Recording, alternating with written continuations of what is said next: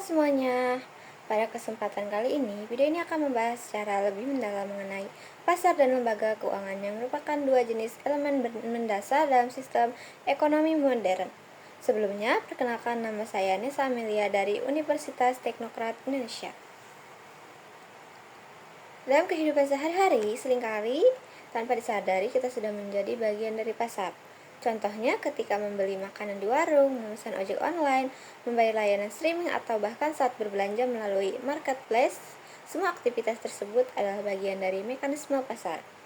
Namun, yang sering tidak disadari adalah bahwa di balik aktivitas pasar tersebut, terdapat lembaga keuangan yang membantu mengatur aliran uang, mulai dari sistem pembayaran, tabungan, kredit, hingga investasi. Tanpa pasar dan lembaga keuangan, aktivitas ekonomi tidak akan berjalan secara teratur dan efisien. Oleh karena itu, memahami pasar dan lembaga keuangan menjadi hal yang paling penting, tidak hanya bagi pelaku usaha, tetapi juga bagi masyarakat secara umum.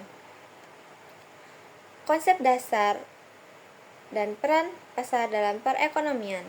Dalam ilmu ekonomi, pasar tidak selalu berarti tempat fisik seperti pasar tradisional atau pusat perbelanjaan. Pasar diidentifikasikan sebagai suatu mekanisme interaksi antara pihak yang menawarkan dan pihak yang membutuhkan, baik itu barang, jasa, maupun faktor produksi. Interaksi ini dapat terjadi secara langsung maupun tidak langsung, tatap muka maupun secara digital. Sebagai contoh, pasar online memungkinkan penjual dan pembeli melakukan transaksi tanpa harus bertemu secara langsung. Pasar memiliki peran yang penting dalam perekonomian.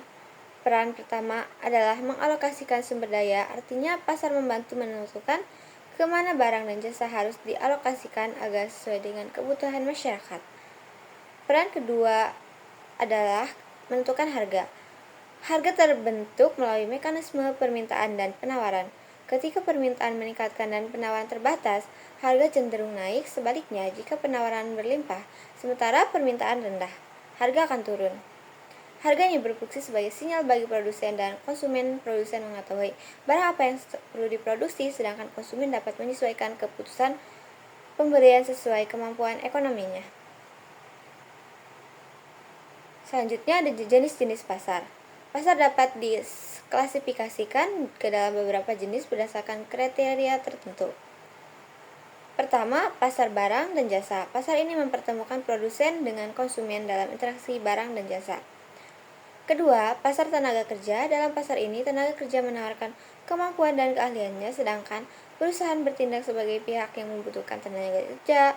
Upah atau gaji menjadi harga yang terbentuk dalam pasar tenaga kerja. Ketiga, pasar keuangan yang mencakup pasar uang dan pasar modal.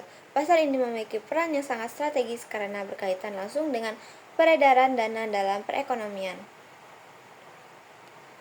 Selanjutnya, pengertian dan fungsi lembaga keuangan. Lembaga keuangan adalah institusi yang memiliki peran utama dalam menghimpun, mengelola, dan menyalurkan dana mendukung aktivitas ekonomi. Lembaga keuangan bertindak sebagai perantara keuangan, yaitu menghubungkan pihak yang memiliki kelebihan dana dengan pihak yang membutuhkan dana. Contohnya, masyarakat yang memiliki dana lebih dapat menyimpan uang melalui lembaga keuangan. Dana tersebut kemudian disalurkan kepada pihak lain dalam bentuk pembiayaan atau kredit. Fungsi utama lembaga keuangan meliputi beberapa hal. Pertama, fungsi intermediasi keuangan, yaitu memperlancar aliran dana dan perekonomian. Kedua, penyedia layanan keuangan seperti sistem pembayaran, transfer dana, dan pengelolaan aset. Ketiga, pengelolaan risiko, misalnya melalui asuransi atau instrumen lindungi nilai. Sebagai kesimpulan, pasar dan lembaga keuangan merupakan dua pilar utama dalam sistem ekonomi modern. Pasar menjadi wadah interaksi ekonomi, sedangkan lembaga keuangan adalah memastikan arus dana berjalan secara efisien dan aman. Dengan memahami konsep pasar dan lembaga keuangan, masyarakat dapat mengambil keputusan ekonomi yang lebih bijak, baik sebagai konsumen, pelaku usaha, maupun investor. Demikian pembahasan mengenai pasar dan lembaga keuangan. Terima kasih.